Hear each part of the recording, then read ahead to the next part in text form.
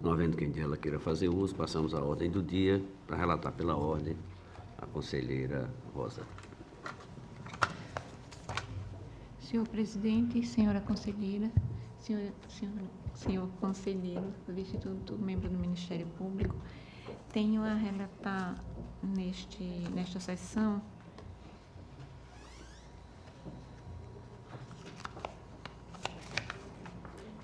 dez processos e farei em lista, como habitualmente, a matéria ser de um único objeto, mesma. Então, temos o processo 4061 de 2011, a unidade é a Câmara Municipal de Santa Luzia do Norte, o responsável é Edson Cícero Balbino. O exercício é 2010, o CPF do responsável é o 019-399-504-22.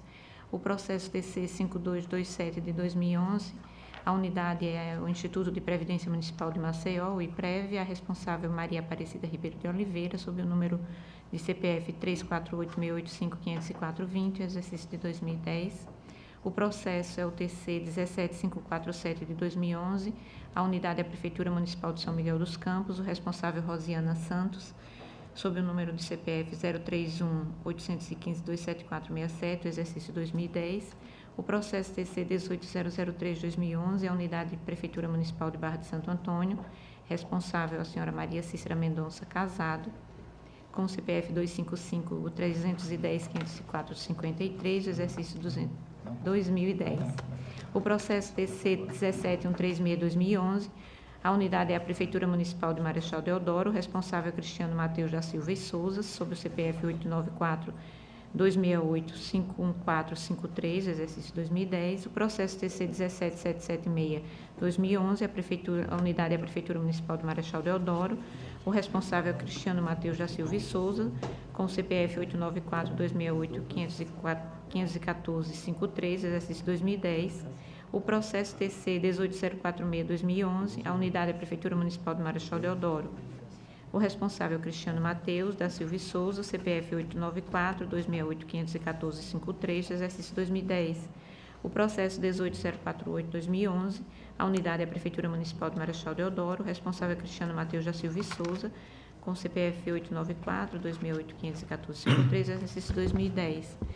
O processo TC 18049-2011, a unidade é a Prefeitura Municipal de Marechal Deodoro, o responsável também Cristiano Mateus da Silva e Souza, com o CPF 894-268-514-53, também no exercício 2010. E, por último, o processo TC 18050-2011, também a Prefeitura Municipal de Marechal Deodoro e o responsável também Cristiano Mateus da Silva e Souza, com o CPF 894-268-514-53, no exercício de 2010. Todos os casos trazidos nesta oportunidade dizem respeito à aplicação de multa em razão do não envio de documentos pelos gestores. A análise dos feitos revelou que todos os processos encontram-se devidamente instruídos com os documentos necessários à apreciação por esta Corte de Contas. Todos os processos em apreço receberam o parecer do Ministério Público de Contas, tendo o órgão ministerial se manifestado em todos os feitos pelo reconhecimento da incidência da prescrição intercorrente. Analisando os feitos, verificamos que em todos os processos, os pareceres do órgão ministerial estão em perfeita consonância com as provas coligidas aos autos, bem como as disposições contidas no artigo 1º, parágrafo 1º da Lei Federal 9873 de 99, aplicável nesses casos, por força da súmula 01/2019 desta Corte de Contas. Neste sentido, e utilizando as atribuições a mim conferidas, voto pelo acolhimento da prescrição intercorrente com o consequente arquivamento dos feitos. O que faço com fundamento nas disposições constantes do artigo 1º, parágrafo 1º da Lei Federal nº 9873/99, aplicável nesses casos, por força da súmula 01/2019 desta Corte de Contas. É como voto.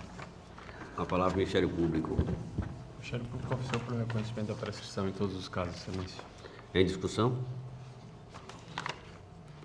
Encerro a discussão, coloco em votação. Os conselheiros e conselheiras que acompanham a relatora permaneçam como estão. Aprovados.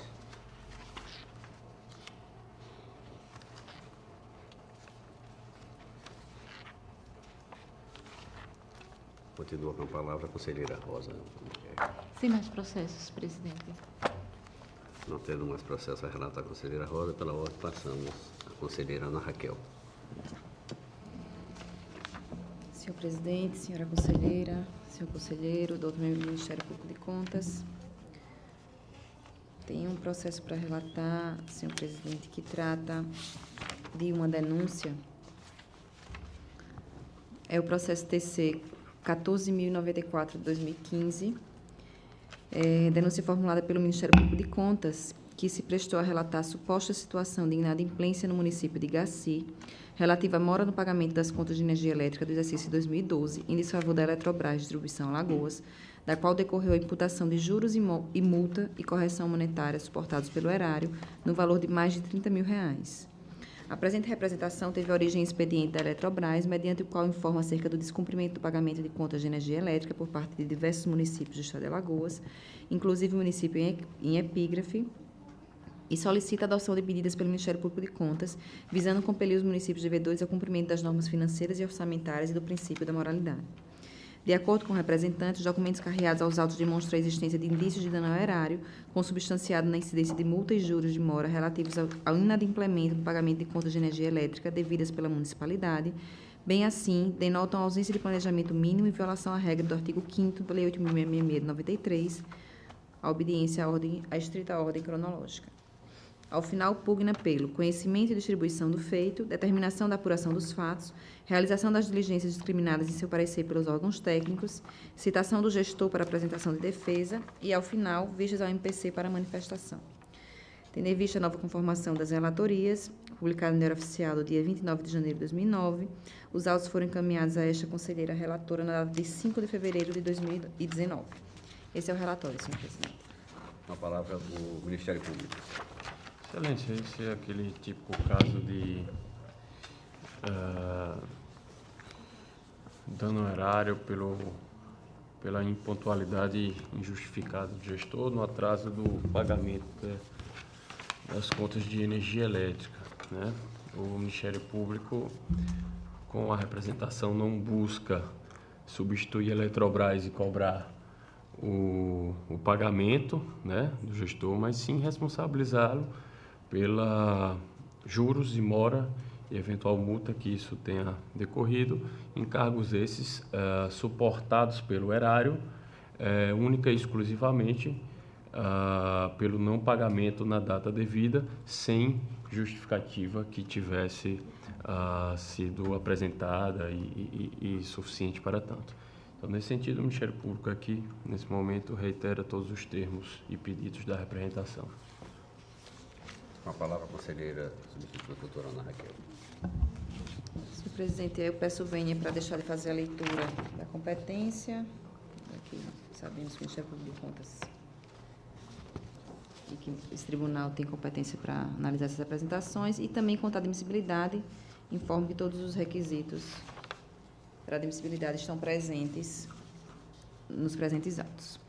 Com relação aos fatos apontados, a representação em exame noticia a ocorrência de supostas irregularidades consistentes no inadimplemento de contas de energia elétrica pelo município de Gaci no ano de 2012, o que pode ter acarretado dano ao erário decorrente dos encargos resultantes da multa, no valor aproximado de R$ 32.766,02, conforme termo de parcelamento anexado aos autos. O pagamento de juros e multas por atraso em faturas de energia elétrica não contempladas pelo orçamento e desprovidas de caráter público e amparo legal configura violação aos princípios da legalidade, moralidade e eficiência estabelecidos no artigo 37, caput da Constituição Federal, bem como deixa de observar as regras para a execução da despesa pública previstas no artigo 4º, combinado com o artigo 12, parágrafo 1º da Lei 4320 de 64. Dessa forma, tem-se que a omissão do gestor público na administração das contas municipais, especialmente considerando que o pagamento de energia elétrica constitui despesa ordinária de qualquer município, revela a atuação negligente do ex-gestor. Por outro lado, constituindo o pagamento de energia elétrica uma despesa mensal recorrente, o inadimplemento deliberado, sem qualquer justificativa, conduz ao reconhecimento da prática de ato de improbidade administrativa nos termos do artigo 10 da Lei 8429 de 92, uma vez que o atraso no pagamento das contas gera juros e multa de mora a serem pagos com recursos do município, ensejando perda patrimonial. Ademais, a conduta do gestor também viola o artigo 5º da Lei de Licitações, que determina a obediência estrita obediência à estrita ordem cronológica das datas de suas exigibilidades para pagamento de obrigações. E aqui eu transcrevo o artigo 5º, que diz: todos os valores, preços e custos utilizados nas licitações terão como expressão monetária a moeda corrente nacional, ressalvado o disposto no artigo 42 desta lei, devendo cada unidade da administração, no pagamento das obrigações relativas ao fornecimento de bens, locações, realização de obras e prestação de serviços, obedecer para cada fonte diferenciada de recursos à estrita ordem cronológica das datas de suas exigibilidades, salvo quando presentes relevantes razões de interesse público e mediante prévia justificativa da autoridade competente devidamente publicada. Ressalta-se ainda que a própria Lei de Licitações classificou como crime a preterição na ordem cronológica de pagamentos, conforme se depreende da leitura do artigo 92, em verbis, que aqui eu solicito licença para deixar de fazer essa leitura também. Nesse sentido, a responsabilidade objetiva atribuída pela Constituição Federal às pessoas jurídicas de direito público, no caso de danos a terceiros, impõe a responsabilização pelo descumprimento de suas obrigações, sobressaindo o dever de ressarcir aos cofres públicos os valores das multas e demais encargos financeiros decorrentes do seu inadimplemento, para as quais o respectivo orçamento prevê os recursos necessários. Em caso, o documento encartado aos autos, consistente no termo de confissão de dívida e parcelamento, assinado em 1º de abril de 2013, pela gestão sucessora, demonstra a situação de inadimplência daquela municipalidade no exercício 2012 e ainda verifica-se que a diferença entre o valor do débito original e o valor do parcelamento resulta em montante de R$ 32.766,02, referentes a multas e encargos de mora arcados com recursos da municipalidade. Nessa ótica, apresentada a situação fática pelo denunciante e observada a legitimidade deste acordo de contas para no exercício de suas competências institucionais, velar no caso concreto pela legalidade dos atos administrativos, consoante se infere do disposto do artigo 71, combinado com 75 da Constituição Federal, sugere-se o conhecimento desta representação para seu regular processamento. Feita esta análise, há que se concluir face à admissibilidade da presente representação, pelo seu conhecimento, para a adoção das providências necessárias à instrução do feito, que serão especificadas a seguir. E aqui na proposta de decisão, eu sugiro conhecer da presente representação, uma vez satisfeitos os requisitos para a admissibilidade do feito, previsto legalmente, notificar o ex-prefeito do município de Igaci, senhor Antônio Eduardo Barbosa Amaral, para que no prazo de 15 dias apresente defesa em relação aos fatos alegados na representação, oficiar a Eletrobras para que informe acerca do cumprimento do termo de confissão de dívida e parcelamento, TPD 7837, pelo município de Igaci, e determinar o retorno dos autos para ulteriores deliberações após o cumprimento das medidas acima elencadas e ainda da publicidade da presente determinação e ciência imediata da decisão aos interessados. Esse é o meu voto, senhor presidente. Em discussão,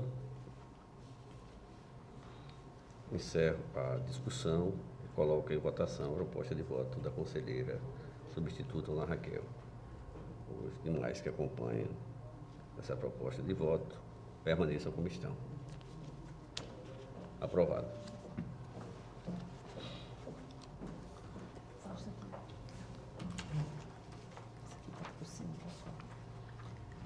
Tenho ainda para relatar, senhor presidente, processos relativos à aplicação de multa do FUNCONTAS. São os processos 10.852 de 2015, relativo à primeira remessa do SICAP do exercício 2015 da Câmara Municipal de Junqueiro pelo senhor José Valmir da Silva.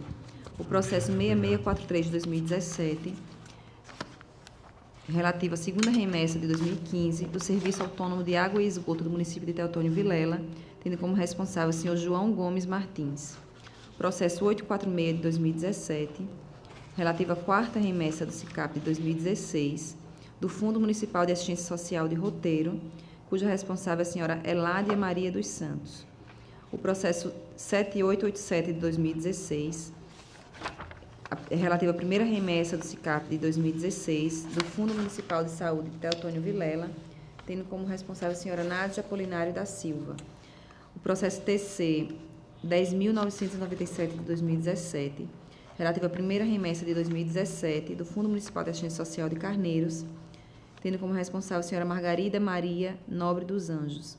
E o processo TC 12.964 de 2018, da terceira remessa do SICAP de 2014, da Secretaria Municipal de Educação de Giraldo Ponciano e o responsável, senhor Kleber de Oliveira Silva. Em todos esses processos, os responsáveis foram citados para se manifestar e se mantiveram silentes.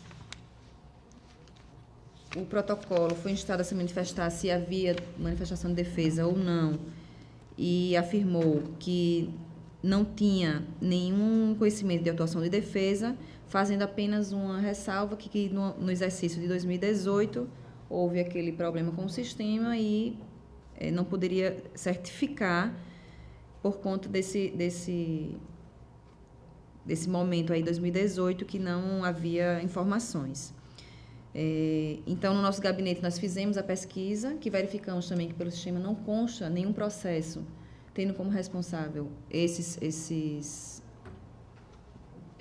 gestores que descumpriram com a norma, e de forma que, por esse motivo, não encaminhamos os processos ao Ministério Público de Contas e trazemos voto pela aplicação de multa de 100 FAUs para cada um desses descumprimentos aos responsáveis, cientificar os responsáveis do inteiro teor das decisões para, no prazo de 15 dias, procederem ao pagamento da multa, alertar que o não pagamento da multa no prazo fixado implicará em comunicação à PGE para o ajuizamento da competente ação de execução e cientificar a direção do FUNCONTAS para o cumprimento destas deliberações, de forma que não haja dúvida quanto à ciência do responsável, em conformidade com o disposto nos artigos 200, parágrafo 1º e 201 caput do regimento interno desta Casa.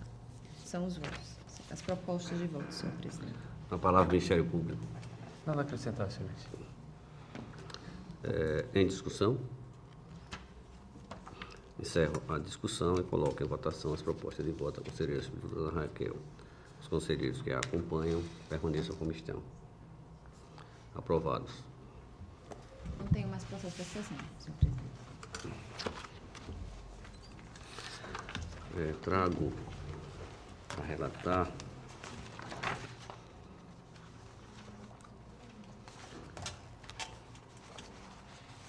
três processos de aplicação de multas que eu faço em lista, como de costume.